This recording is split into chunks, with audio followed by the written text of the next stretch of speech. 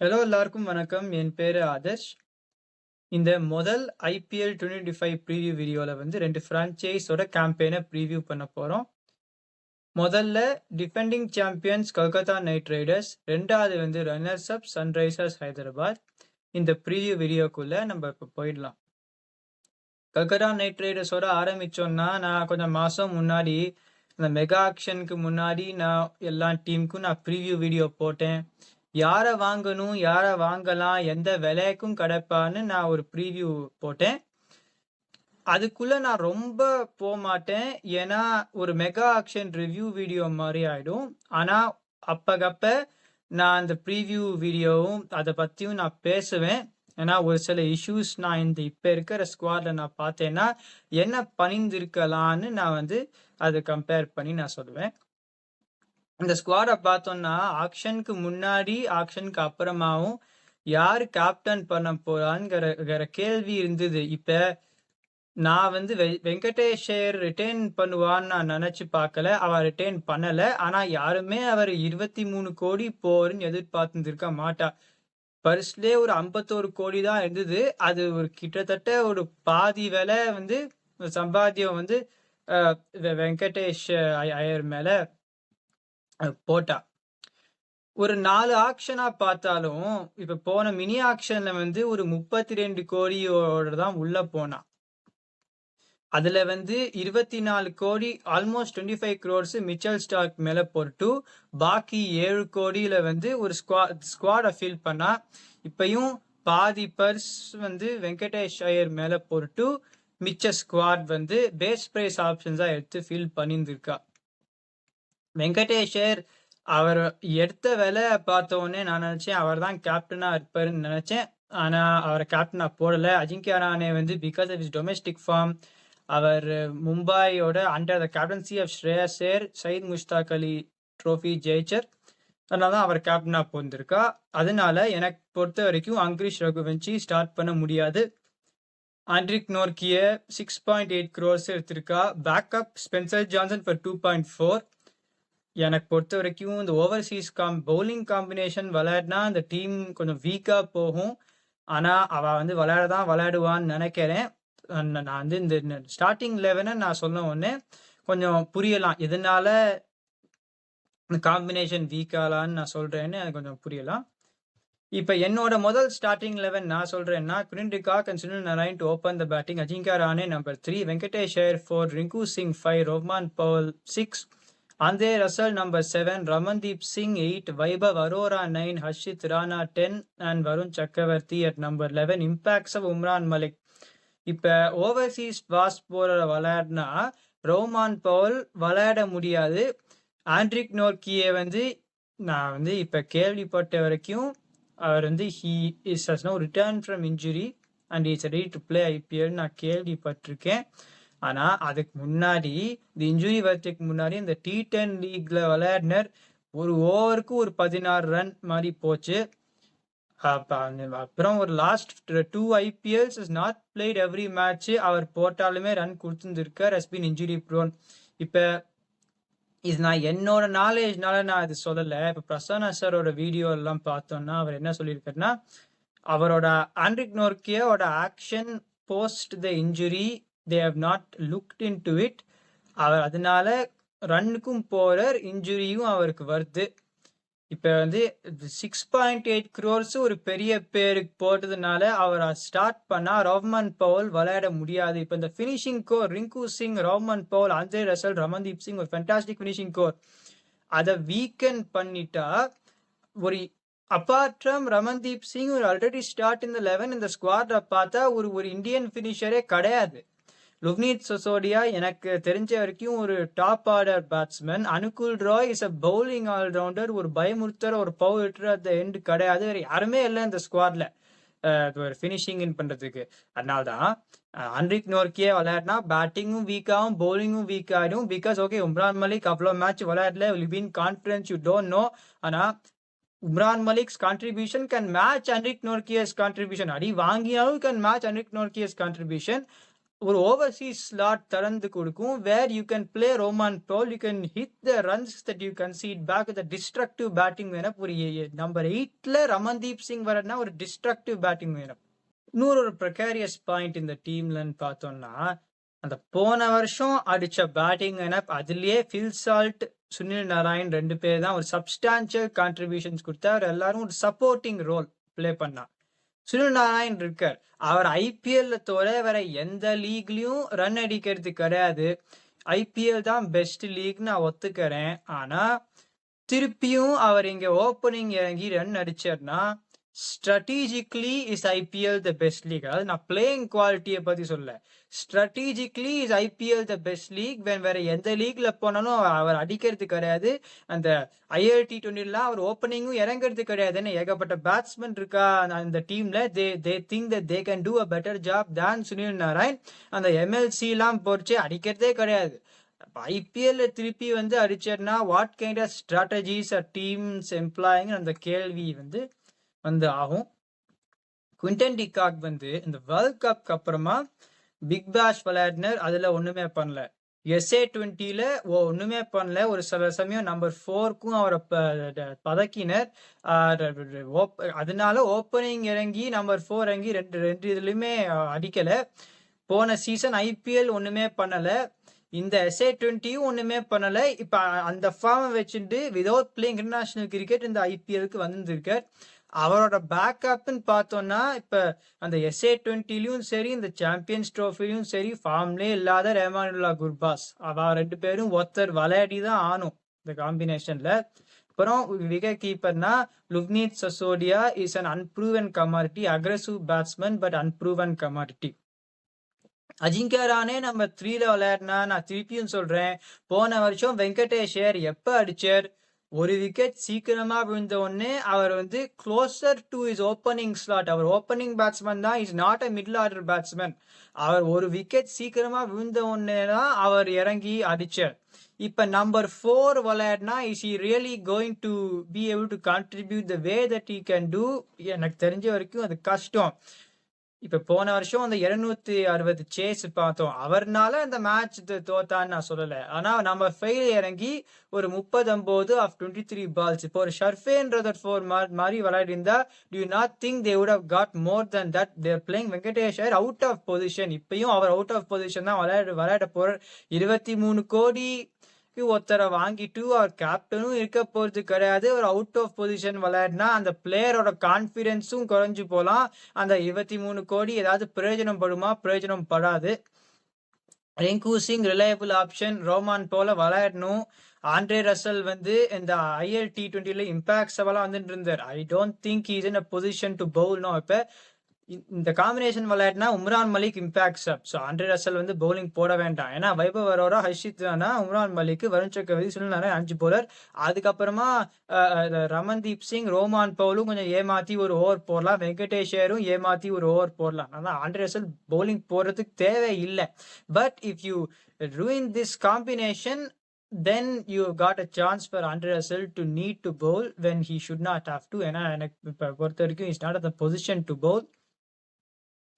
So அதுதான் இந்த ப்ரெகேரியஸ்னஸ் இந்த டீம். இப்போ ஆண்ட்ரிக் நோர்கியே, ஸ்பென்சர் ஜான்சன் 2 பேரையும் பார்க்குறோம். இப்போ 2 பேருமே ஃபார்ம்ல இருக்காளா? ஃபார்ம்ல இல்லை. ஆண்ட்ரிக் நோர்கியே அடி வாங்கினா, ஸ்பென்சர் ஜான்சன் வந்து இந்த சாம்பியன்ஸ் ட்ரோஃபி செமிஃபைனல்லையே அவர் உக்காத்தி வைக்கிறா. Playing an unproven spinner Tanveer Sangha. அவர் அவ்வளோ மேட்சே விளையாடினது கிடையாது ஆஸ்திரேலியாவுக்கு. அப்படிங்கும்போது பேட்டிங் டாப் 4ம் பிகாஸ் அவ ஃபார்ம்ல இருக்காளா தெரியல. அந்த பொசிஷன் வெங்கடேஷரோட பொசிஷனை வச்சு விளையாடினா அது கொஞ்சம் கஷ்டம். அப்புறம் இப்ப அங்கிரிஷ் ரகுவன்ஷி விளையாடவே முடியாது. ஏன்னா என்ன பிரச்சனைனா, அஜிங்கியா ரஹானே கேப்டன், வெங்கடேஷர் 23 கோடி, ரிங்கு சிங் நம்பர் 5, ரகுவன்ஷி டாப் 4ல தான் விளையாட முடியும். ஸோ அதுவும் என்ன சொல்றது, கொஞ்சம் I don't think that he will get a game in most honestly. ஒரு டெஸ்பரேஷன்னால he can get a game. ஆனா will he be the optimized ரோல்னா சொல்ல முடியாது. ஒரே ஒரு பாசிட்டிவ்னா, இந்த பவுலிங் அட்டாக் வந்து the spin bowlers in Varun Chakravarti, Sunil Narayan வந்து அந்த அளவுக்கு ஒரு ஃபார்ம் டு ரன் த்ரூ யூன்னு அந்த ஃபார்ம்ல இல்ல. பட் சுனில் நாராயண். ஹர்ஷித் ராணா, வேவரோரா நான் முன்னாடியே சொல்லியிருக்கேன், மோஸ்ட் அண்டர் ரேட்டட் காம்பினேஷன் இன் ஐபிஎல். ரெண்டு பேருமே ஒரு பயமுறுத்துற பவுலர் கிடையாது. ஆனா ஒரு 8 ஓவர் சேர்ந்தாப்புல ஒரு கூட்டி போட்டா 8 ஓவர் போட்டு தேத்திடலாம். You got 16 overs there. Then Umran Malik ஒரு 4 ஓவர் போடலாம். வெங்கடேஷர் 1 ஓவர் போடலாம். Rovman Powell 1 over. Ramandeep Singh 1-2 over. So you got bowling there. இப்ப 2வது 11 இப்ப நான் என்ன சொல்றேன்னா, இப்ப சுனில் நாராயணுக்கு வந்து இந்த வருஷம் பேட்ல படலைன்னா ராமானுலா குர்பாஸ ஓப்பனிங் இறக்கிட்டு சுனில் நாராயண நம்பர் 8 இறக்கலாம். Very will have to drop Rovman Powell. இந்த கேஸ்ல இப்ப நம்பர் 8 சுனில் நாராயண் வச்சே ஓகே, பேட்டிங் டெப்த் கொஞ்சம் கம்மியா இருக்கும். பட் நம்பர் 8 சுனில் நாராயண் வச்சே திங்கிங் ஃபார் ஹிம் டு பெய்லி over, then you're already going to lose the match. Rahmanullah Gurbaz ஃபார்ம்ல இல்ல, but is a quality player. இல்லைன்னா அவருக்கு பதிலாக சின்ஸ் குனிடிகாக் இஸ் கீப்பிங், அவருக்கு பதிலாக ஒரு ரகுவன்ஷி வேணா விளையாட பார்க்கலாம். ஏன்னா அதை தவிர வேற யாருமே ஒரு ஃப்ரண்ட்லைன் பேட்ஸ்மேன் கிடையாது. அப்புறம் அன்ப்ரூவன் லுப்னித் சசோடியா, அப்புறம் மனிஷ் பாண்டே. அவர் வந்து ஒரு destructive innings when was the last time he played in IPL வந்து தெரியல. although இப்ப வந்து அஜிங்கியா ரஹானே, மனிஷ் பாண்டே, வெங்கடேஷர், அந்த 3 பேரும் வெங்கடேஷர் playing out of position, Manish Pandey அந்த ஸ்ட்ரைக் ரேட் ரொம்ப வருஷமா விளையாடுனது கிடையாது. I don't think it is an option at all. So either Rahmanullah Gurbaz or Angkrish Raghuvanshi. Gurbaz வந்து அங்கேயும் விளையாடினா I don't think Raghuvanshi can get a game. ஸோ அப்படிதான் இப்ப இந்த 2வது 11ல விளையாடுறத பார்த்தாலும் அந்த ஓவர்சீஸ் பாஸ் போல விளையாடக்கூடாது. மோயின் அலி ஒரு பேக்கப்பா வாங்கியிருக்கா. இப்ப இந்த 11ல பார்த்தோம்னா ரோமான் போல் ஒரு ஆண்ட்ரே லசல் வந்து ஒரு ஃபார்ம் போனா ஒரு இன்ஜுரினா மோயின் அலி கேன் ஸ்டெப் இன். அவர் ஒரு பயமுறுத்துற மாதிரி பவர் ஹிட்டரா இல்ல, but is a good player. கடைசியில அவரால் அடிக்க தெரியும். ஒரு டர்னிங் பிச் ஒரு மெட்ராஸ் மாதிரி போனா ரோமான் போல உக்காத்தி வச்சுட்டு மோயின் அலி, சுனில் நாராயண், மனு சக்கரவர்த்தி will be a good combination. So there are some positives in the bowling if they play the correct combination. ஒரு ஃபினிஷிங் கோரும் Rovman Powell, Rinku Singh, Russell, Ramandeep விளையாடினா அது பி குட். எனக்கு அந்த டாப் 4 தான் ஃபயர் பண்ணுமான்னு தெரியல. அந்த ஓவர்சீஸ் ஃபாஸ்ட் பவுலிங் காம்பினேஷனும் எனக்கு பொறுத்த வரைக்கும் விளையாட தான் போறா. ஏன்னா 6.8 crores அன்ரிக் நோர்க்கிய ஒரு பெரிய பேர்னு விளையாட தான் போறா. So they may struggle this season. So எனக்கு பொறுத்த வரைக்கும் defending champions will unfortunately miss out of the play off qualification. இப்ப வந்து ரன்னர்ஸ் அப் சன்ரைசர்ஸ் ஹைதராபாத். போன வருஷம் பார்த்தோம்னா ஏகப்பட்ட ஆப்ஷன்ஸ் இருந்தது. யார விளையாட போறாங்கிற கேள்வி. ஒரு கிளென் பிலிப்ஸா, ஒரு மார்க்கோ யான்சனா, ஒரு ஃபசல் ஃபரூக்கியான்னு அந்த மாதிரிலாம் ஒரு ஆப்ஷன்ஸ். மயங்க் அகர்வால், வைனந்த் சுந்தர், உம்ரான் மலிக், ஏகப்பட்ட பேர் பெஞ்ச்ல இருந்தா. இப்ப வந்து தேர் கட் டவுன் இந்த ஸ்குவாட், தேர் கிவன் தம் லெஸ் ஆப்ஷன்ஸ். இருந்தாலும் ஒரு 45 கோடி வச்சிருந்தா அவ உள்ள போனா. ஒரு டிஸ்ட்ரக்டிவ் பிளேயர் நிஷான் கிஷன் வாங்கியிருக்கா. நானே நினைச்சேன்னா டு சேவ் த காஸ்ட் ஒரு 4 கோடிக்கு அங்கிரிஷ் ரகுவன்ஷியை வாங்கினா எல்லாருமே அடிக்கிற ஆள் தான் அந்த லைன் அப்ல. அங்கிரிஷ் ரகுவன்ஷியே அந்த 270 அந்த ஸ்கோர் வர்சஸ் டெல்லி கேபிட்டல்ஸ் அடிச்ச உடனே அவரும் ஒரு 50 குவிக் ஃபயர் 50 அடிச்சாருன்னு நினைக்கிறேன். So he also has got that gear on a very good pitch in Hyderabad. ஆனா ஒரு பயமுறுத்துற ஒரு அக்ரெசிவ் பேட்ஸ்மேன் இஷான் கிஷனை எடுத்தா. இந்த டீம்ல எனக்கு என்ன புரியலன்னா, இப்ப எனக்கு பொறுத்த வரைக்கும் இந்த 4 starting player will be Henrik Klaasen, Pat Cummins, Travis head, Adam Zampa. இதை தவிர அந்த வேற 3 பிளேயரால உள்ளே வர முடியாது. இந்த பேக்கப்ஸ் ஃபார் ஃபர்ஸ்ட் டீம் பிளேயர்ஸும் எனக்கு பொறுத்த வரைக்கும் கொஞ்சம் கஷ்டம். இப்ப நான் அந்த 11 சொல்ல போச்சு. I think it will become clear. Abhishek Sharma, Travis Head, Ishan Kishan 3, Hendrik Claassen 4, Nitish Kumar Reddy 5, Abhinav Manohar number 6, Harshal Patel 7, Pat Cummins 8, Mohammad Shami 9, Rahul Chahar 10 and Adam Zampa at number 11. இப்ப இங்க பார்த்தோம்னா முதல்ல என்ன பாக்குறோம், ஒரு சில டீம்லாம் அந்த number 7, 8 impact சப்ல ஒரு ஆள் இருக்கா. அந்த team composition is not affected by it. ஆனா இவா வந்து அதை ஒரு சரியா பார்க்கல. ஏன்னா Abhinav Manohar at number 6, Harshal Patel number 7ல இறக்கிறது கொஞ்சம் கஷ்டம். ஸ்டேட் டீம்ல ஓப்பனிங்லாம் இறங்கி இருந்திருக்காரு. But IPL is different kettle fish. Pat Cummins வந்து கடைசியில ஒரு 20 ரன் அடிக்கலாம். பட் இந்த மாதிரி ஒரு பேட்டிங் ட்ராக்ல வந்து if you are focusing on those two to really be that 7 and 8 for you to make a telling கான்ட்ரிபியூஷன்னா தெரியல. பேட் கமின்ஸ் வந்து விக்கெட் லூஸ் பண்ணி ஆனா mid scoring surface you can score 20 runs at the end. ஆனா அந்த batting depth வந்து they got it past number 6 and a destructive capability இல்ல. Impact sub use பண்ணாலுமே பவுலிங் வீக் ஆயிடும். இப்போ இந்த பவுலிங்கை பார்த்தோம்னா பேட் கமின்ஸ் நியூ பால்ல போட்டே ஆகணும். அவர் பால்ல திருப்பி நான் ஏமாத்துறேன்னு போனா அவரும் அடி வாங்குவார், டீமும் அடி வாங்குவோம். முகமது ஷமி இப்போ பழைய முகமது ஷமியா வரல, but he has got to get closer to that. நல்ல வேலை அந்த சாம்பியன்ஸ் ட்ரோஃபியில வந்து ஹி ஹஸ் ஸ்லோலி இம்ப்ரூவ்டு. அந்த ஆரம்பத்துல போட்ட மாதிரி இந்த இங்கிலாந்து சீரீஸ்ல போட்ட மாதிரி இங்க வந்து I was fearing for his confidence in this kind of batting track that Hyderabad has been. Pat Cummins new ball போட்டு தான் ஹர்ஷல் பட்டேல் ஒரு slower ball. Hyderabad can sometimes be on the slower side, so that may benefit him. ஆனால் ஒரு சில மேட்சஸ்ல பார்த்த மாதிரி இப்போ அந்த இந்தியா வர்சஸ் பங்களாதேஷ் அந்த 297 அந்த மாதிரி பிச் இருந்ததுன்னா ஹர்ஷல் பட்டேல் கொஞ்சம் கஷ்டம் படலாம்.